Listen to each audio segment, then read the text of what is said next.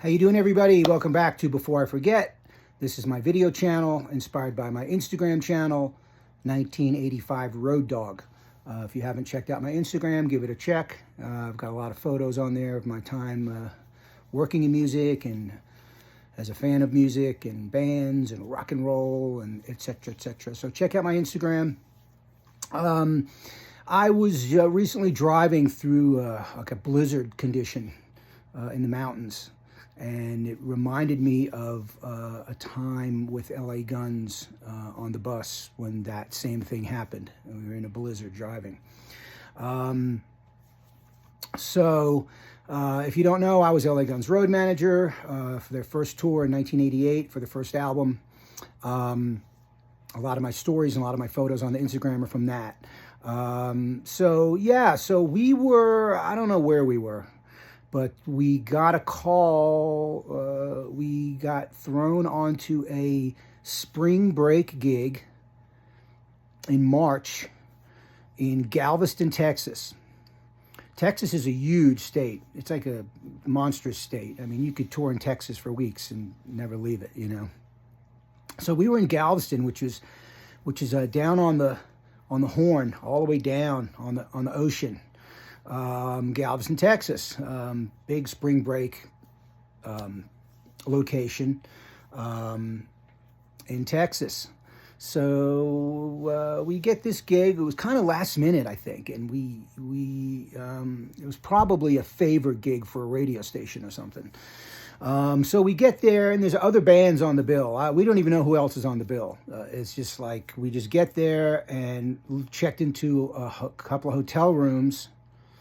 And we didn't even go in the hotel. We just went right to the show because we literally probably had to play in a few hours. So we get there, and obviously it's on the beach. It's like a stage on the beach, and it's packed with kids, and it's spring break, 1988. Everybody's wilding, man, getting crazy. And, you know, it was like a makeshift kind of a venue. You know, the stage was, you know, pretty professional, everything, but it was like a makeshift situation on the beach. So there was really no dressing rooms. It was like, it was a very, kids were peering in through the fence at the band. It was just really strange. And spring break, that energy, everybody's just amped up and drunk, and it's all kids. I say kids, teenagers, college kids, you know, spring break. So come to find out that one of the other bands on the bill was Gene Loves Jezebel. If you've ever heard of them, they had a song in, like, I don't know, 89 in there called Jealous. They were signed to Geffen Records at the time. But before that, they had a bunch of indie records, kind of like, I don't know, it was two brothers in the band. Kind of like a cultish kind of a band, The Cult, but not as heavy. Very British. Never had huge success in America. But I believe at the time they probably had just signed to Geffen Records. So a guy that I knew at Geffen, Mark Cates, was there. And he was, I guess, helping Gene Loves Jezebel, or, you know, repping them or whatever for the label. So they didn't have any gear. It was weird. And they asked, so Mark Cates came to me and said, hey, can you let us borrow your drum kit? And I was like, no, I don't think so. And I went to Steve Riley, and Steve's like, no way. No one uses my drums. Like, you know, you know, a lot of it was ego, but, you know, Steve had been playing drums for a long time. Nobody uses drums. I would imagine, I always said, if John Bonham was alive and asked Steve, can I use your drums, Steve would have let him use his drums, or Ringo or somebody like that. But the guy in Gene Loves Jezebel, you know, you don't know who this guy is. Is he a hack? Is he going to break your kit? Is he going to do something? He's going to, you know, you don't know. So I had to tell Mark, no. I mean, he was mad, but, like, I mean, you know, he was in a bind. He had to find equipment for his band, and I'm like, Steve Riley is not going to let you use his drums. There's no way. So there was a lot of tension with that, not for the band, but for me. I mean, I knew Mark from when I worked at Relativity Records, so I wish I could help him, but I, you know, couldn't. So anyway, we do the gig, and it's, I don't know, it's probably high 70s, maybe 80 degrees, warm, kids are in the beach. We do the show, we're all in shorts and wearing as little as possible. Shorts and tank tops or whatever. So because this gig was kind of like thrown in at the last minute, it screwed up the routing of where we were going. So we didn't even use the hotel rooms we had. We just got back in the bus because we had a long drive. We had to drive from Galveston, Texas to Denver. And when we got into Denver, I think we had a day off. So in these situations, you kind of you got to drive 20 hours, 22 hours, whatever it is. It was a long drive. So you have to figure out how you're going to do it. Are you going to spend the night in Galveston, or are you just going to drive, crush it, and then get in Denver and have a day off before the show? So that's what we decided to do. We decided to just get right back on the bus and drive to Denver. Now, in those days, there was no regulations with bus drivers and how many hours you could drive. Today, it's all regulated. You've got to log in. It's all computer app generated, and you can't drive. A bus driver, I think it's 12 hours. You can't drive more than 12 hours. After 12 hours, you have to have I don't know, whatever the regulation is, a 6-hour break or 7-8 hour sleep or whatever it is before you can drive again. It's very regulated. If you know the story of Metallica and Cliff Burton and how he passed away, it was a bus crash, and he, was ejected from the bus through the window and died. So, that was in Europe, though. There's no regulations at the time. So the bus driver had driven wherever we came from to Galveston, didn't rest, because we had to get right back on the bus and do like a 20-hour drive to Denver. No stopping. You stop for, you have to stop for fuel, a couple times for food. It was a long drive. And, you're driving, man. Everybody's drinking beer, smoking weed, listening to music, watching movies, watching Platoon, watching The Godfather, whatever. It's a long drive. So eventually, we kind of, everyone just started crashing out. How long can you stay awake? So everybody's crashed out. And I woke up I just woke up. Something made me wake up. I just was startled awake. And it was quiet. All you can hear is the hum of the bus going down the road. But something didn't feel right, and I got up, and it was dark. Everything was dark. No lights on. I walked to the front of the bus, and I pull the curtain open, and we're in a complete whiteout blizzard in the mountains of Colorado somewhere. Now, the poor bus driver had been driving for 20 hours.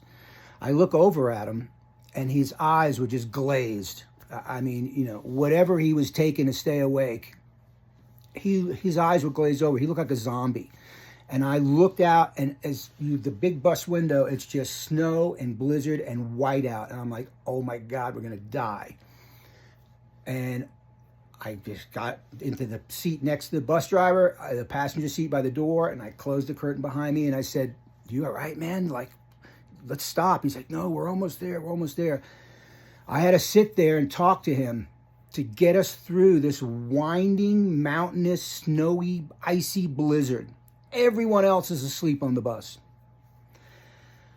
And the bus driver was like, that was it. He was out of gas, man. And I talked to him for about another hour or so and got us to the hotel.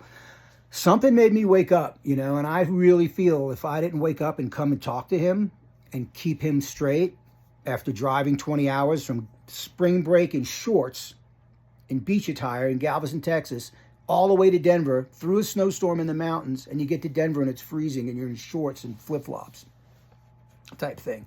So it's just, that's what it was like on the road then. I mean, he drove that long. I mean, he must have been driving between the Denver trip and the trip from wherever we were to Galveston. It probably was a 24-hour drive at least.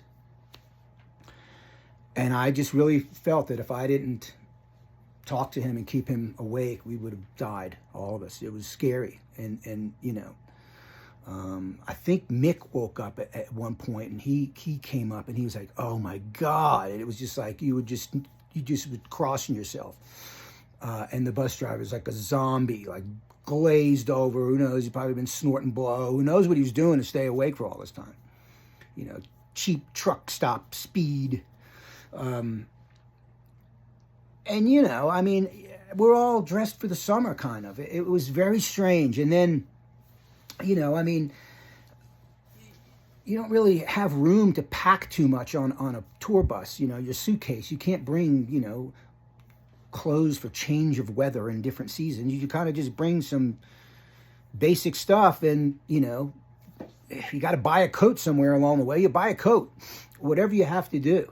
I actually overpacked for, because I was the road manager. I use that as an excuse, but I overpacked. We had a hanging closet in the bus, and I hung some jackets and stuff in there. They were always complaining because I was taking up all the room.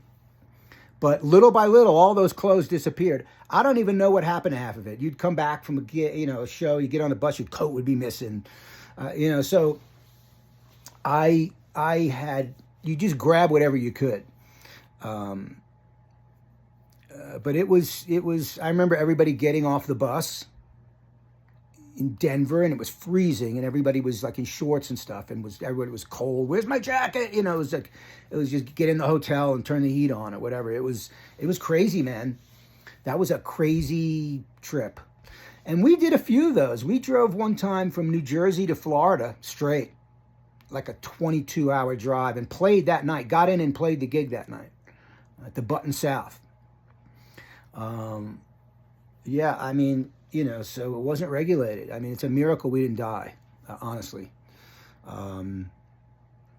But, that's what the bus situation was then.